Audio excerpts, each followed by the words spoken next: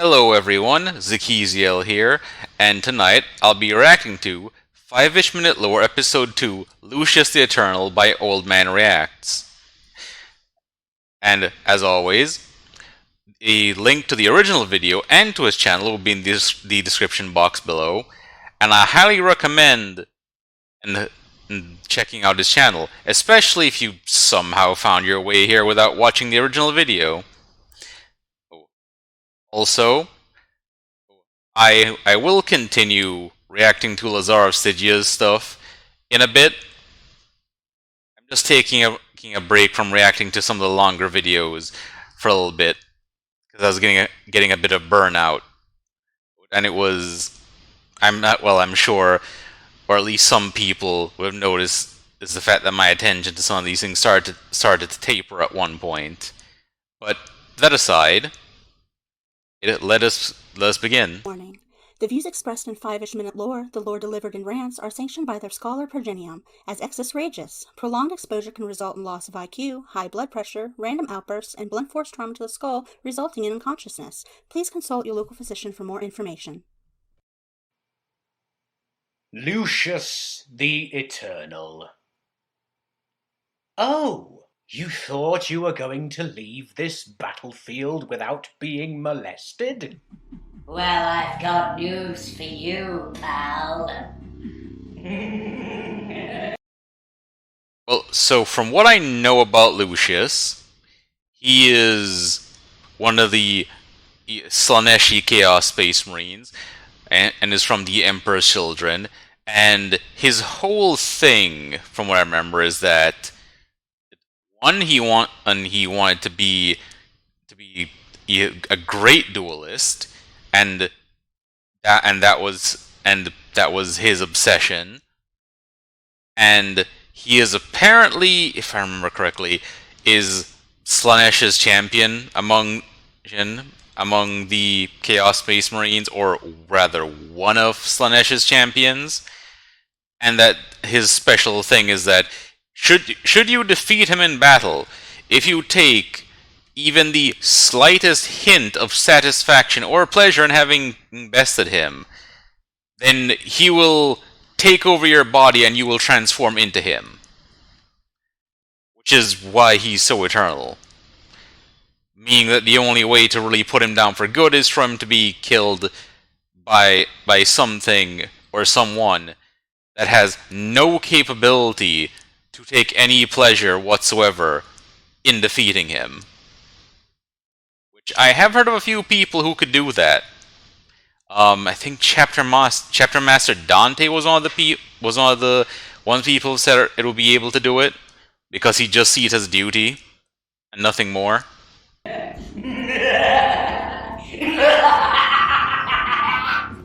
Lucius the Eternal's story is 40K's idea of a sweeping tale of romance because there isn't a single character that adores themselves as much as he does. Every character has a backstory, usually with a singular defining moment that set them down the path that they would be. Lucius has a backstory too, and it's long as shit. Here we go. One day, Lucius was born an asshole. The end. No beatings as a kid, no mean words, no nothing. Lucius was born with a silver spoon stuck up his ass. Some people really are like that. They just woke up and chose violence. And was told from the first time he took a piss that he was better than everyone around him and needed to spend the rest of his life in a never-ending dick-measuring contest with the universe. Joffrey Baratheon will be downright likable next to this little prick, who spent his days training with a sword and intentionally scarring his sparring partners, and then he spent his nights sneaking out to murder hobos after claiming they attacked him. Murdering hobos after claiming they attacked him. That sounds like something that would have happened in Japan, to be honest. Because I've heard about those people who used to go around killing the homeless. Lucius's mom and dad were downright tier, because when your kid goes out 50 nights in a row and gets attacked 50 times in a row, and you can't do the math that your son is a sociopath, not even Dr. Phil is gonna do shit for it. Sure enough, he pissed off enough people in his hometown that a full-blown riot happened when he was in a tournament, and the only thing that saved him was some unnamed dumbass sergeant in the Emperor's Children. At that point, Lucius became a space marine and started a career of shoving his perfect nose right up the ass crack of anybody who outranked him while demanding the praise and adulation of everyone his rank or below. So, huge sycophant then. Kinda like Lorgar. The sheer unrelenting amount of ego that came from him as a space marine could have been used to power a Forge World with all the revisionist history that came with it. If he had been in any other legion, this pissant attitude would have been slapped out of him. But considering the Emperor's children jerked off perfection like the Ironworkers did to a body count, he was only elevated. He was eventually promoted to captain, mainly because his previous captain died and the 3rd Legion preferred looking pretty and being really good at something over literally anything else. Note that he would probably have been given the rank of captain if he was a good sculptor or some other nonsense. That's how deep it went with the Emperor's children. Once he was given command of the 13th Company, his ego went from mind-numbing to all-encompassing, but that same ego was so fragile, all it took was somebody literally not sucking him off to make him sulk.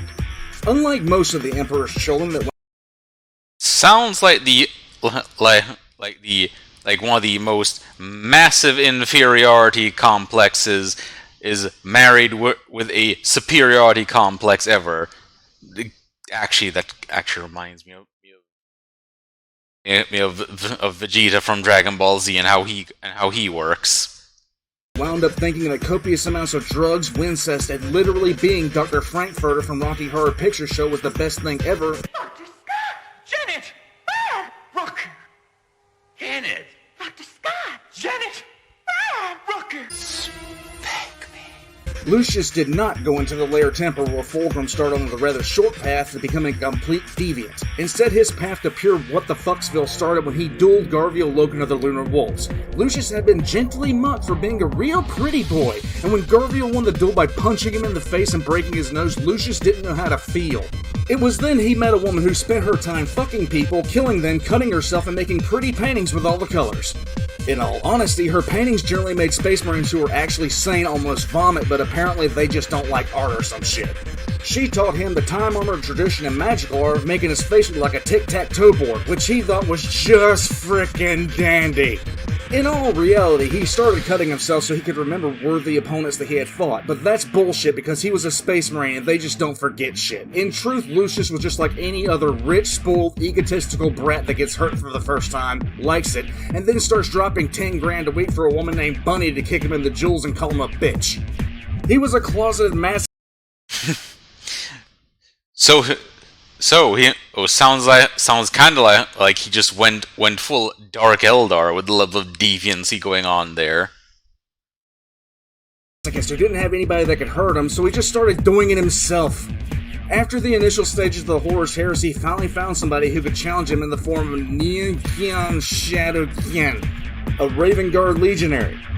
Lucius was all excited, getting hot and bothered until he got stabbed about 20 times. The arrogant bastard even tried to give some grand speech with his death, but he got cut off by the blades in his lungs. The biggest insult was that Ninkyunya told Lucius he got no pleasure out of killing him, which basically for Lucius equated to getting pity-fucked and kicked out of a car next to a lamppost. Somehow, Fabius Baal, another fuck-witted shit-gibbon in the third, revived him. We don't. Ah yes, Fabulous Bile, as some of my friends like to call him. If I remember correctly, Fabius Bile, didn't he make a clone of like 2 different Primarchs? Like he made, wasn't he the one who made the Horus clone that Abaddon killed, and then made a Fulgrim clone, which I don't remember what happened to that. I also, if I remember correctly, everyone hates him, like everyone, because of all the fucked up stuff that he does, both before the heresy and what he's still doing now. Because if I remember correctly, he was experimenting on the Emperor's children even before they went full traitor.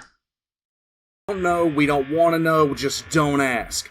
He kept fighting and getting off to cutting himself so much that Slash took about 3 seconds from the ongoing orgy to look at him with pride.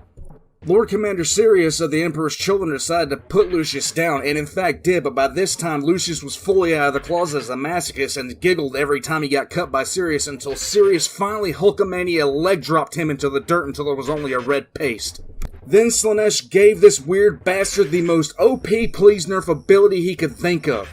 Anyone who takes the slightest bit of satisfaction in an action that kills Lucius becomes Lucius, and their soul is trapped in Lucius's armor, becoming faces that scream eternally. That power is so incredibly over-the-top bullshit it beggars belief. So the silly bastard can't die, and he knows it, and now Lucius has been going around for 10 millennia cutting himself to get his jollies off while trying to fight people with a sword. On a scale of 0 to 10 in the fucked up department, Lucius is a 15. And if you've got a guy in front of you that can't die and gets stabbed for a pleasant tingle in his leg, just imagine what this asshole does when he's bored. Yeah, given what the Emperor's children get up to, I'm pretty sure, or that when Lucius is bored, but he probably does stuff like, say, snorts space cocaine made out of civilians. Or some other weird stuff. Or maybe he has a pass into Slanesh's palace to do, well, the many things that they do in there. But, actually, I just recalled one thing. Wasn't there also a case of, I think it was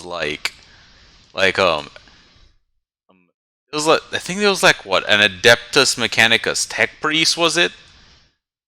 Who one of their like Castellan robots or something killed Lucius, and because the tech priest took satisfaction in it, even though it was a robot that killed Lucius, the tech priest turned into him or something. I remember there's like some story where it's like Lucius just taking someone over and transforming them happened because while whatever killed him couldn't take pleasure in it, the person who ordered it did. And if I'm remembering that correctly, then yeah, that actually makes it pretty accurate to the idea of that, yeah, he just can't die at that point. But that aside, it is a fun watch, and I look forward to doing the next one, actually. Anyway, I'll be signing off, and have a nice night, everyone.